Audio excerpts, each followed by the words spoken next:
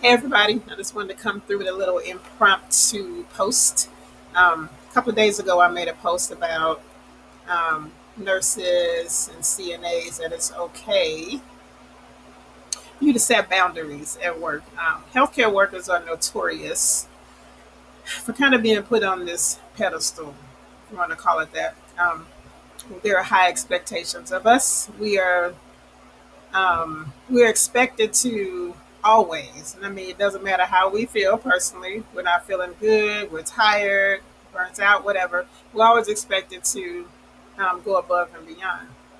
Sometimes we just don't have it in us, y'all. So we are healthcare workers. We're nurses. We're doctors. We're therapists, but we are people too. So we have our moments where we just need to shut down. We just need to get away. So I'm going to go over these. So um, you don't have to always have the right answers. People expect us to have the right answers.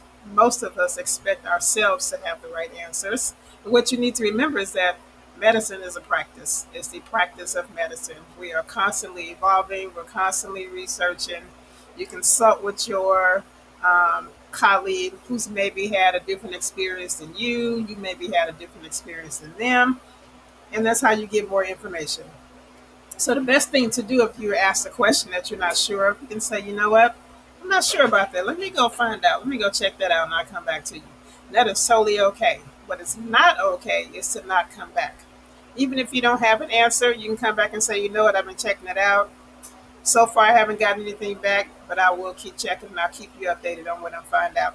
And it doesn't actually have to be anything kind of all over the top. It can be something as simple as, what are we having for lunch today? You're like, oh man, you know what? I didn't even check the menu. Let me go run down there and see what's on the menu, and I will come back and let you know. So that is okay to not have the answer. If it's something that has to do with the diagnosis or medication or something, go check with the nurse. If it has something to do with something that you don't have an answer to, go find the person who may have the answer. So it's okay to say, you know what, I'm not sure. Let me go find out. Celebrate small wins, like getting through a tough day. Let me tell you, you're going to have tough days. There are going to be tough days. There are going to be busy days. There's going to be 3 or 4 admits coming in. There's going to be 3 or 4 people falling on the floor.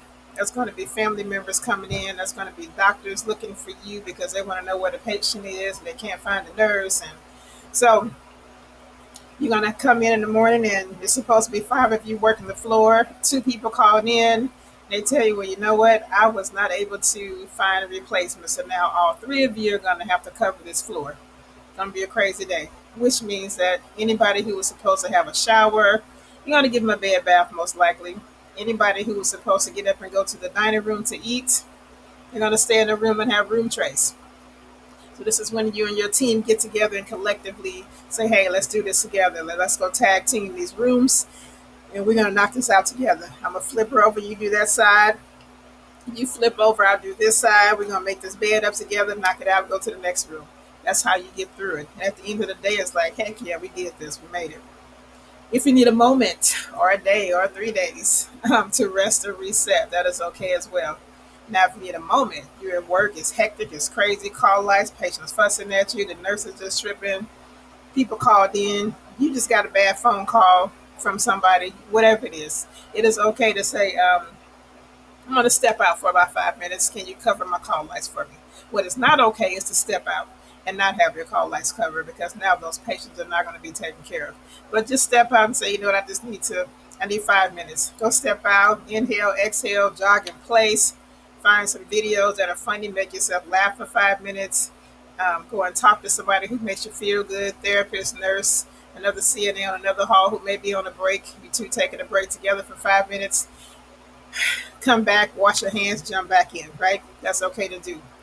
If you want a longer reset, schedule yourself some days off. So next month, you know what? I'm going to take some days off. I have a weekend off. I'm going to request Friday and Sunday off. Now you're going to have a 4-day weekend. Your 4-day weekend is for you. It's for nobody else. You know, you can take a trip. You can go see a movie. You can sit at home and eat bonbons all weekend and watch movies on TV. Whatever you want to do, it's your time to reset and get together. And then we have say absolutely not to an extra shift. Please, please, please, and this is where we get in trouble. Don't feel obligated to say yes. Don't let anybody make you feel guilty and make you feel like you need to say yes. The other person can't come in today. Um, I know you were short on your first shift, but we're still gonna be short on the second shift. Is there any way you can please stay over and work another shift? Let me tell you, you damn near killed yourself getting through the first shift. Do not feel like you have to say yes, because I promise you, they're going to figure out a way to get those patients taken care of. Don't let yourself say, but if I don't say, the patient will be taken. Yes, the patient will be taken care of. They're obligated to make sure that patient is taken care of, even if it means that management has to step out of that name tag, put on some CNA clothes, and get out there and run up and down those hallways. I promise you, it will be taken care of. Do not work yourself crazy. Do not burn yourself out. Do not have yourself in the doctor's office taking anti-anxiety medication because you don't know how to say no. Say no. If it is your day off and your phone is ringing, roll over. Nobody says you have to answer your phone. You don't answer your phone, they're going to call the next person, right?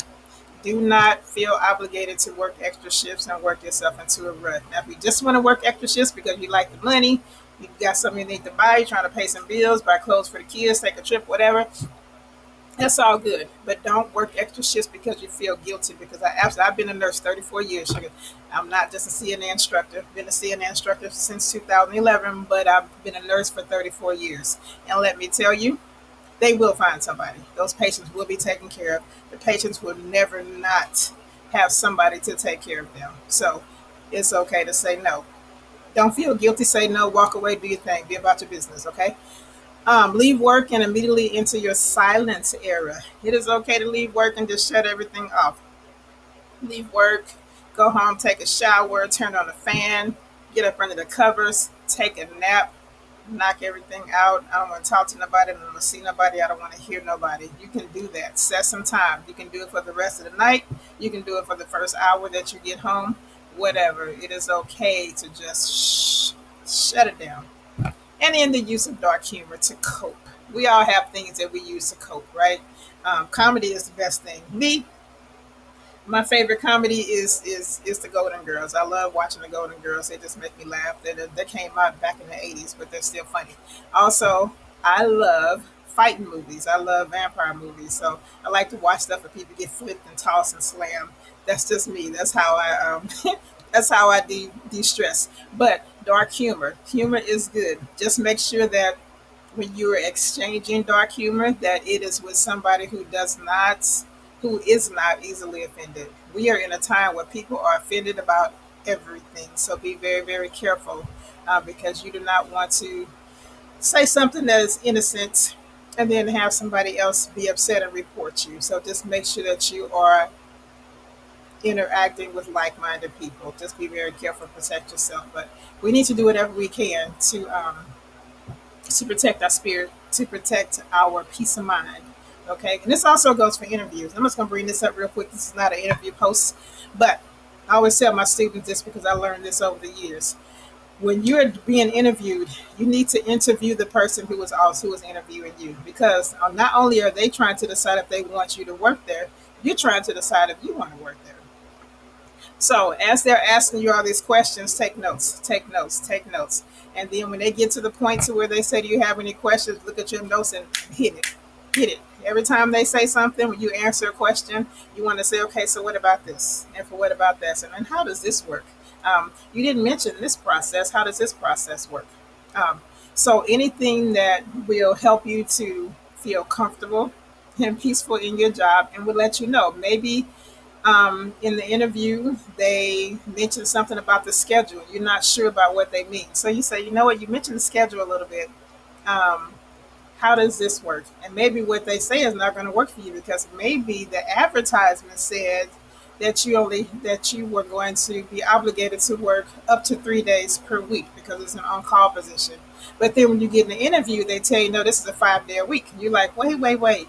That's not what it said. So it is okay to ask questions. It is okay to ask your supervisor, what is your disciplinary process?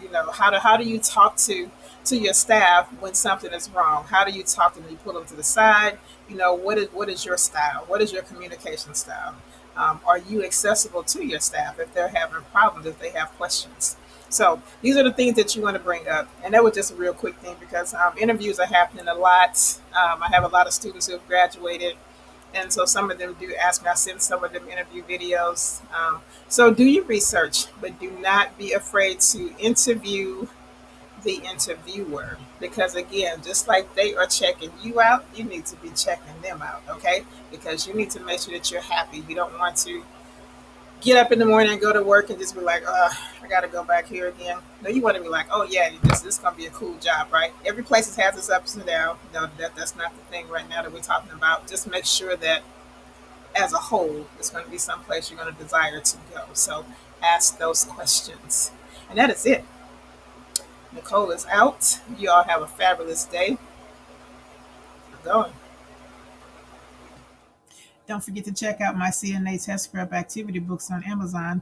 You will find the link in the comments as well as the description below.